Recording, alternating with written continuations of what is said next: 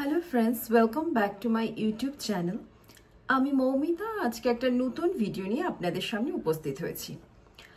আজকের video topic হলো যখন কোনো বার্থ চার্টে ভেনাস এবং মুন কনজাংশন হয়,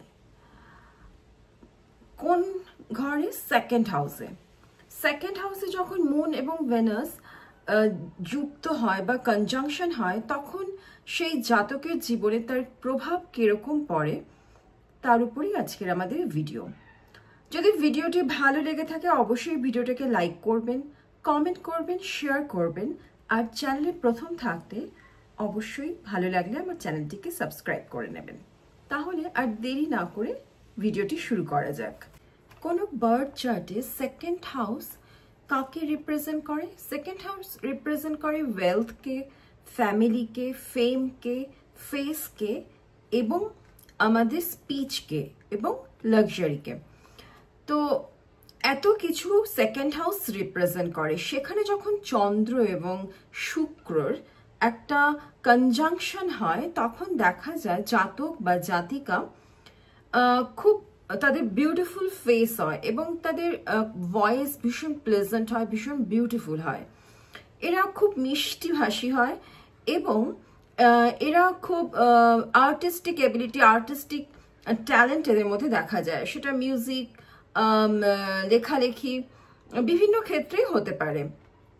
আর এরা ফিনান্সিয়ালি এদের ফ্যামিলিকে ভীষণ সাপোর্ট করে, ভীষণ হেল্প করে থাকে। আর এদের কখনো ধন ঐশ্বর্যের কখনো অভাব তো ঘটেই না। লাল কিতাবে বলা হয়েছে যাদের এরকম বার্থ চার্টে শুক্র এবং চন্দ্রের কনজাংশন হয় তাদের কখনো টাকার জন্য কারোর কাছে হাত পাততে হবে না, টাকার একটা ব্যবস্থা এদের হয়েই যায়।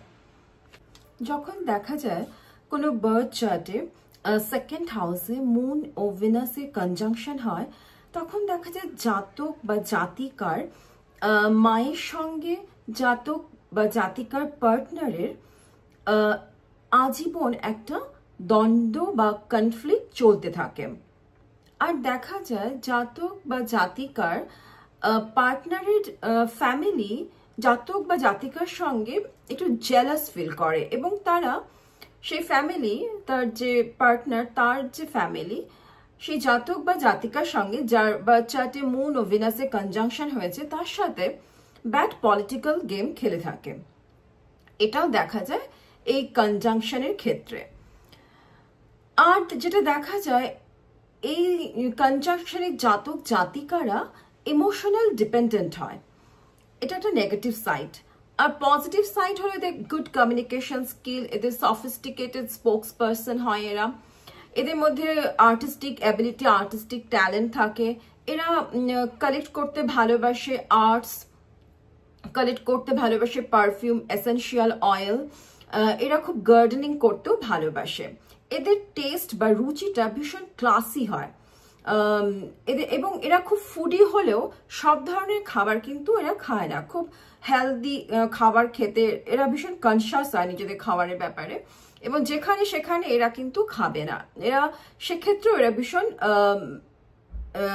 খুব নির্বাচন করে তবে এরা খায়। যেহেতু এদের রুচি বা টেস্টটা ভীষণ ক্লাসি হয়, সেক্ষেত্রে সেজন্য এদের সেই প্রভাবটা খাবারের ওপরও যেমন পড়ে, সাহিত্য, মিউজিক সব ক্ষেত্রে এদের এই ক্লাসি রুচিটা সব ক্ষেত্রেই পড়ে থাকে।